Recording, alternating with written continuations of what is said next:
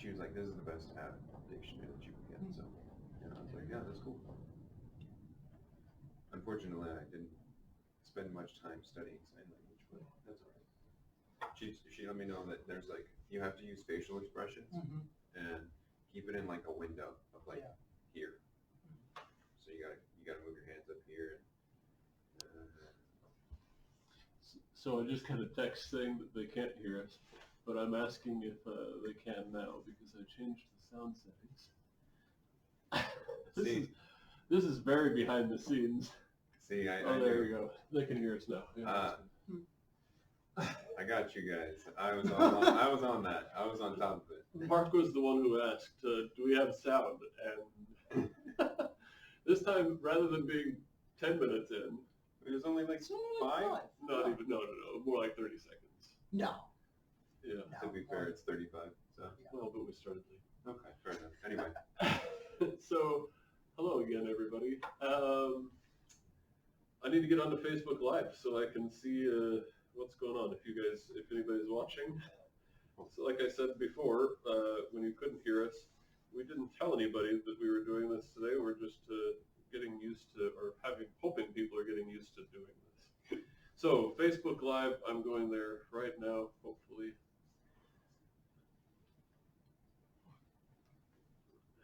Maybe.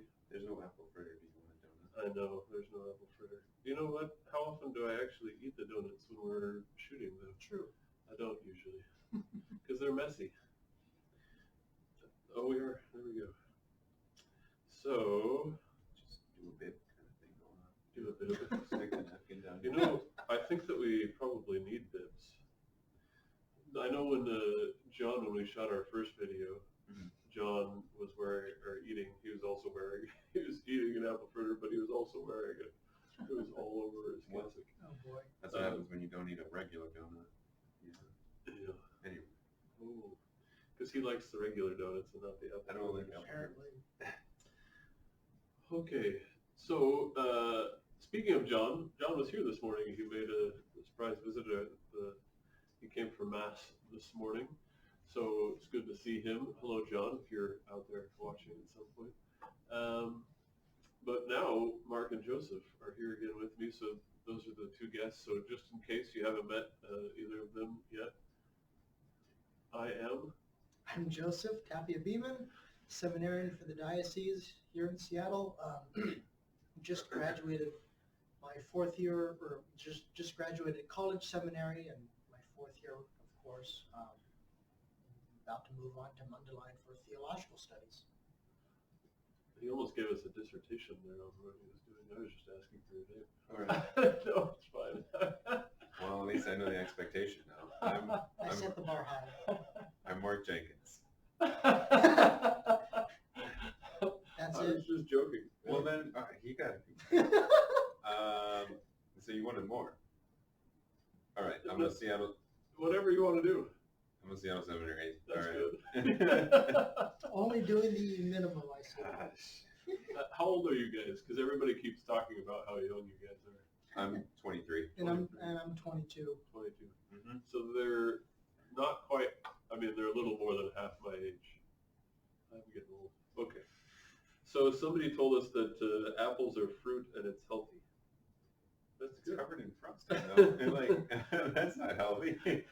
Apples are fruit. What do you mean? Apples? Oh, the apples, yeah, but Yeah. the fritter part, Oh. I don't know. I didn't even make the connection. I just thought that they were talking about apples in general. Yeah. But apples, I like it. Thank you, Monica. Apple fritters are healthy. They're good for you. We feel validated. Very good. Okay, so all three of us were just outside working, actually. We were out at the work party out there. What was your experience of the work party, Joseph? I was all alone. Oh. Picking rhodey heads, but no. I was just taking all the dead flowers off of the rhodey bushes. Yeah, so rhododendron, deadheading the rhododendron. Very good. Did you get them all done? No, I'm like 2/3 done. There's a lot of them out there. Yeah. What about you? I was kind of just being told, like, I was, go pick some rhododendron heads, Yeah. and then I got pulled over to lift this thing that I wasn't actually supposed to lift by myself because I couldn't tell Father was joking. And then, you know, just carrying stuff to trucks and all that stuff. That was pretty much my experience. Got a little dirty. Right? Yeah, I'm filthy right now, by the way. I had a jacket on over my shirt, so that's pretty much clean, but my pants are filthy. Okay, very good. So I guess maybe to give you an opportunity now to think about questions. If you have questions, you can shoot those into us. I'll give you just a couple of things update on things that are going on around here in the meantime while you're maybe writing some questions. So first of all, I'm officially scheduling confessions again.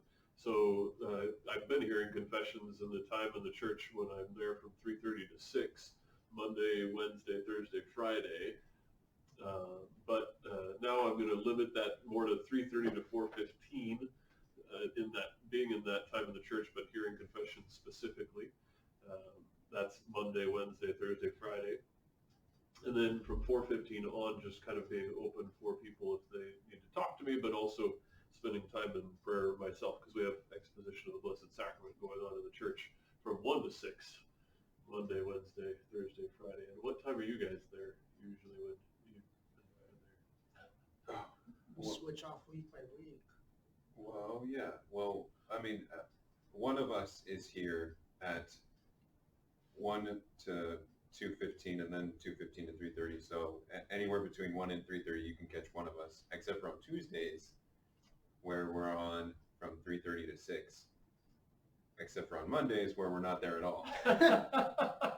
So their day off is Monday. They're taking Mondays off, and obviously Tuesday is my day off, and so they cover that afternoon shift so that one of our staff can actually go home a little bit earlier. Isaac works pretty hard, huh? Yeah, Isaac's a hard worker. So, and then confessions also on Saturday, which I'm going to begin in about 20 minutes. So confessions from noon until 1 for right now on Saturdays. So that's the plan.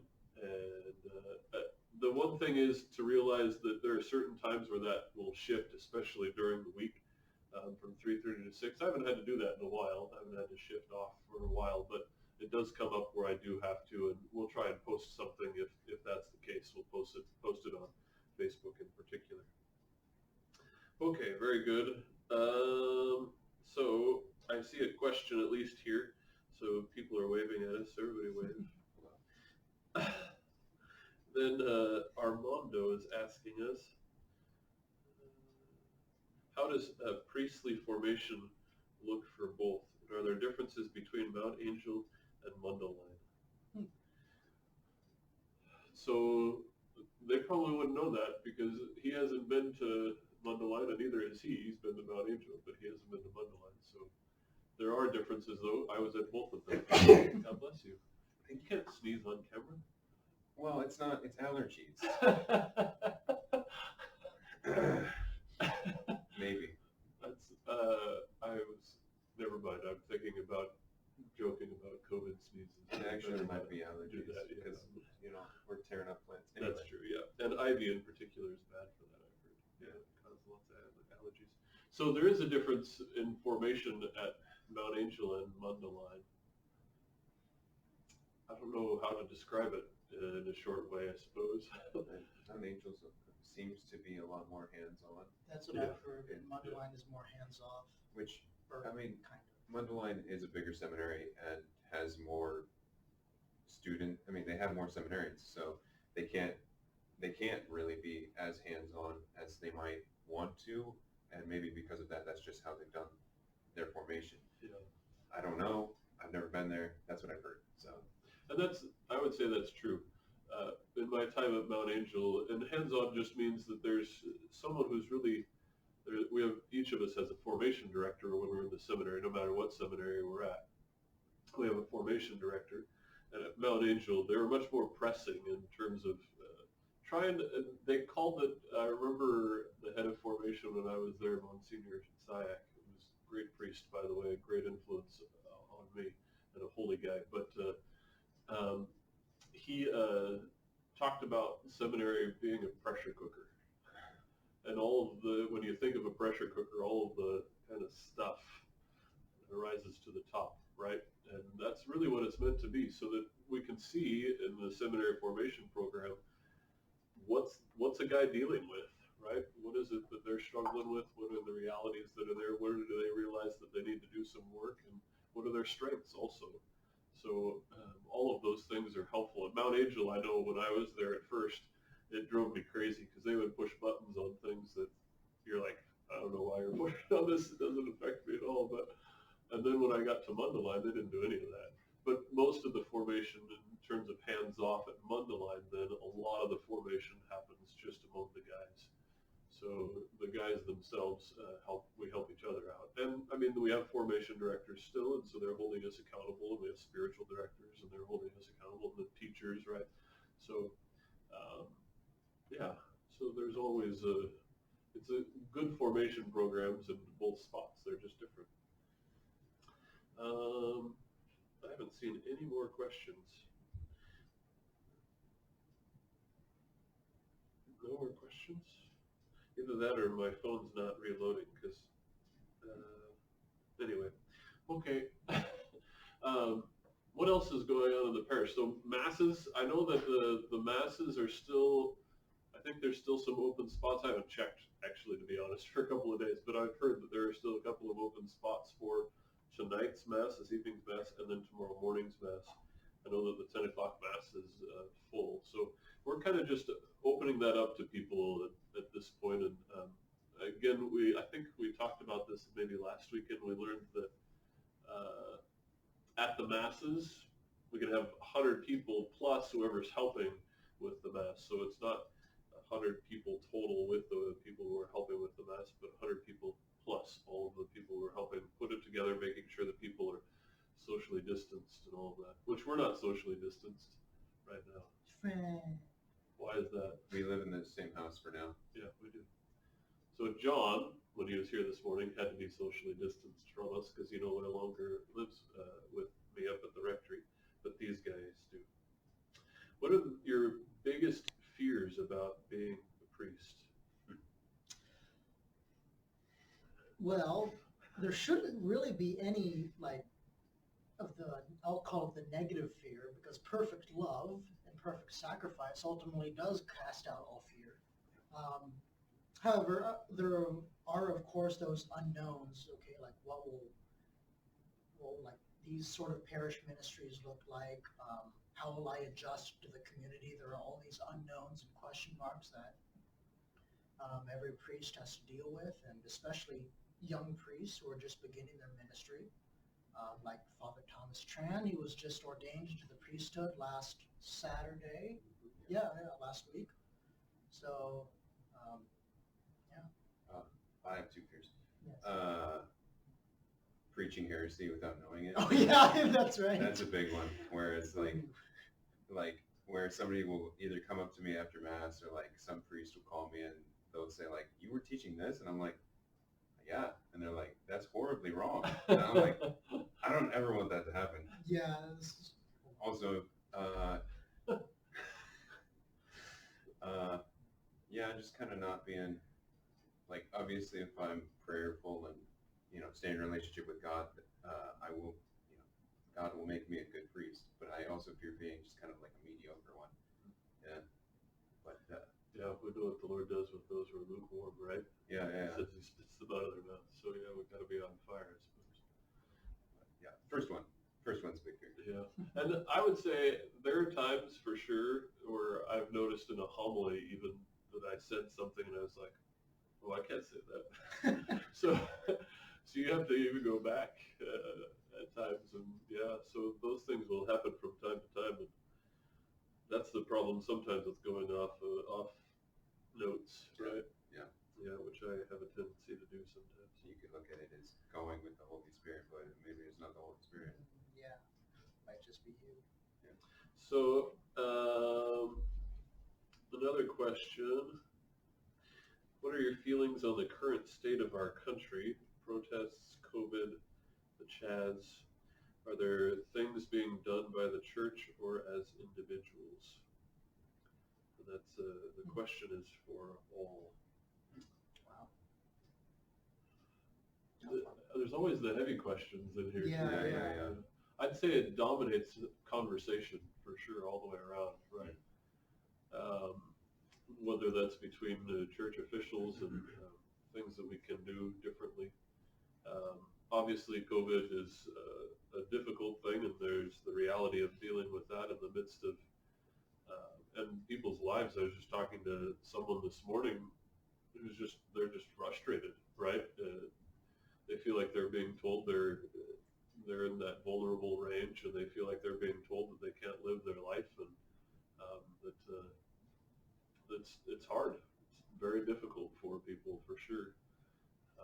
The reality that we face out there, for sure, people, could die from this, right? And are dying, obviously, from it. So that's one reality, and then we've got the protests going on, and I've said this before in homilies over the last 2 weekends. Yeah. I think I've mentioned it over the last 2 weekends, and a couple of times in daily masses also, that protesting, good thing, important thing, especially when there are injustices that are happening with like racism in the world. Those things are important, but resorting to violence is never okay. Never okay. So the church has a moral teaching even that says you can never commit an evil in order to bring about some good. That's just a basic moral principle of the church. And so, if people are committing violence in order to seek to bring about good, not a good thing. And we have police officers right here in the parish that are Seattle PD, right? And they're having a tough time. I know, it's a struggle. It's a huge struggle for them.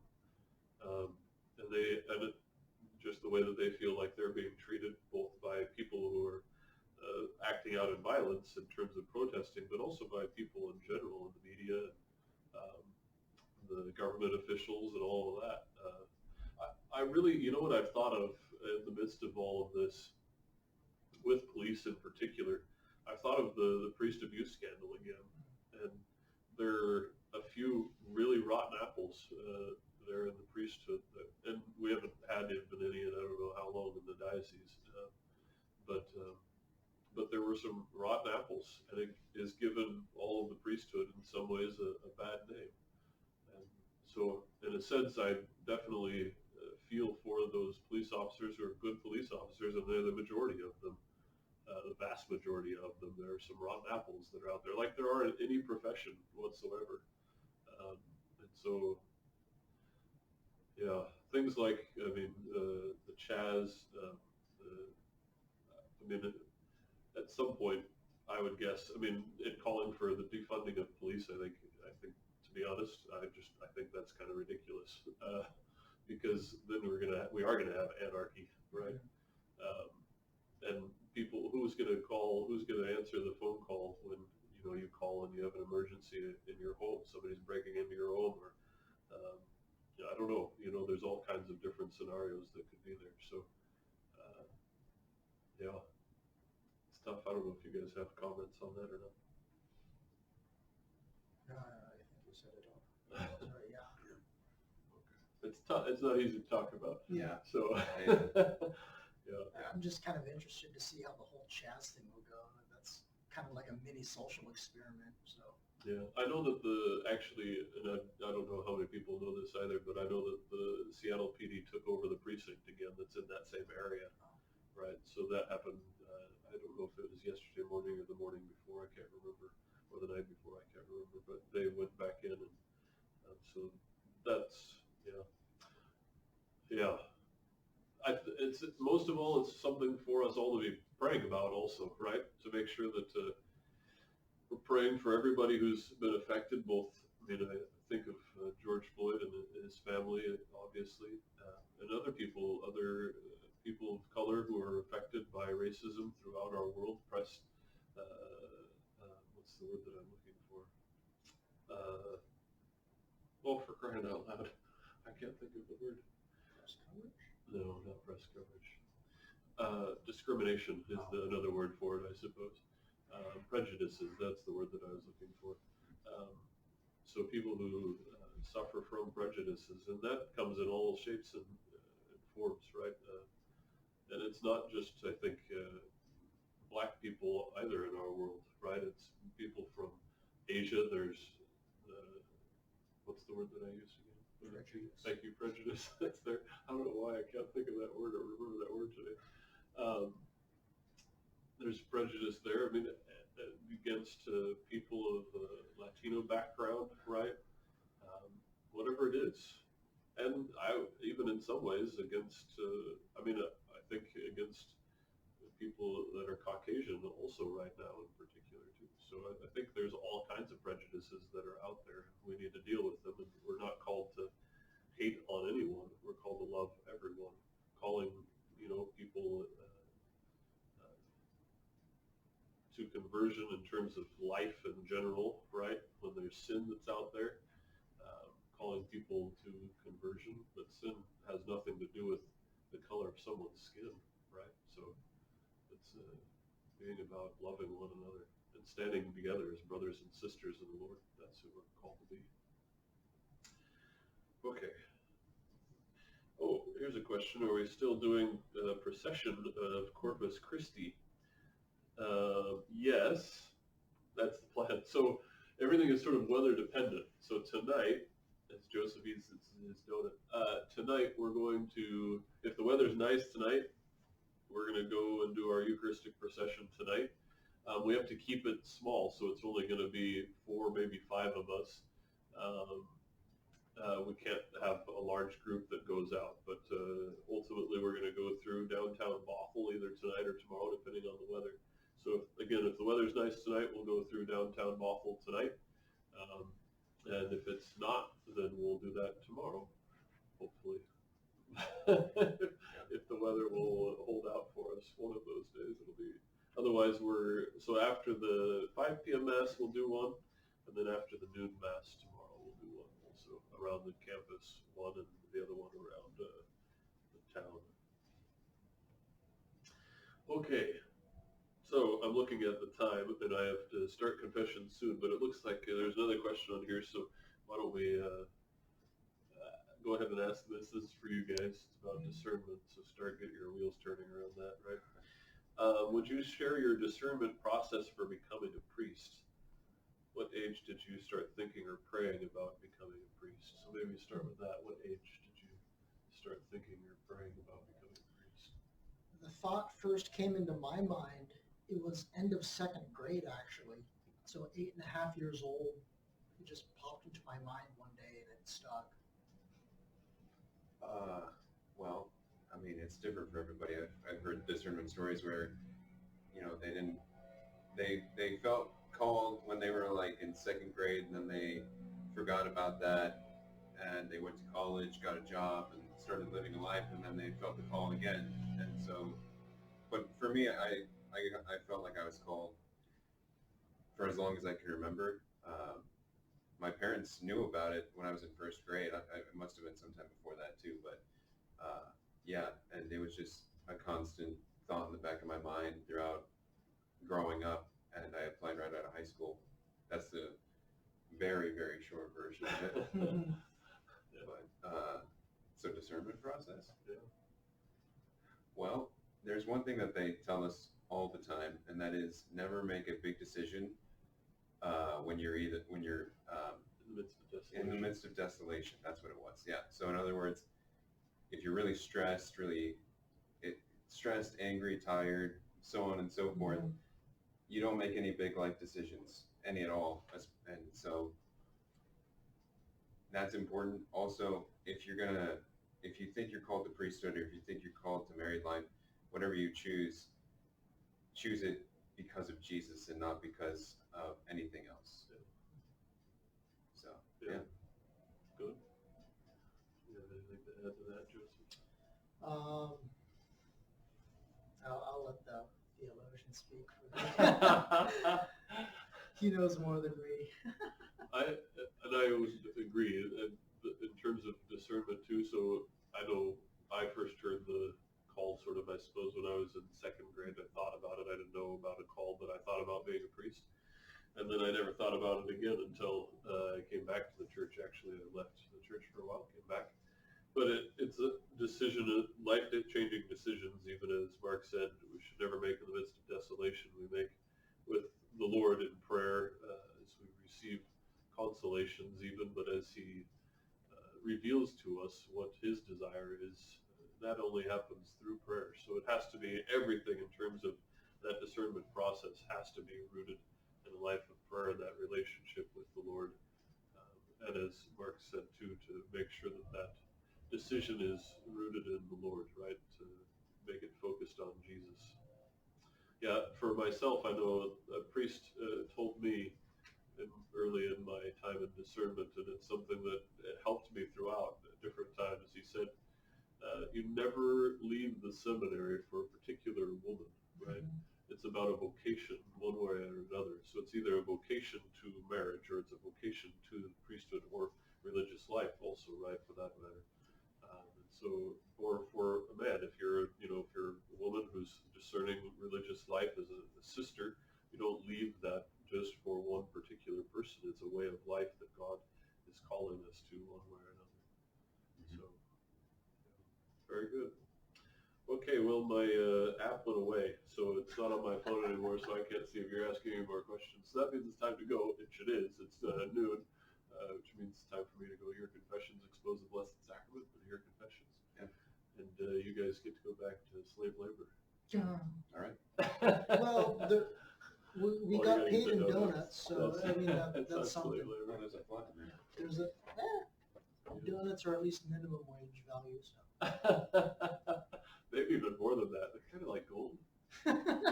All right, you guys, have a blessed day. Hopefully we'll see you this weekend, and take care. Whether you're watching this now or later, God bless you. Yeah, Fort Knox has just got a bunch of donuts inside. Fort Knox. Yeah. No more gold bars. No more gold, just donuts. They're all maple bars. Leave it to Mark. Boy. Well, I think I'm grabbing another. I think I might actually find that a bit repulsive.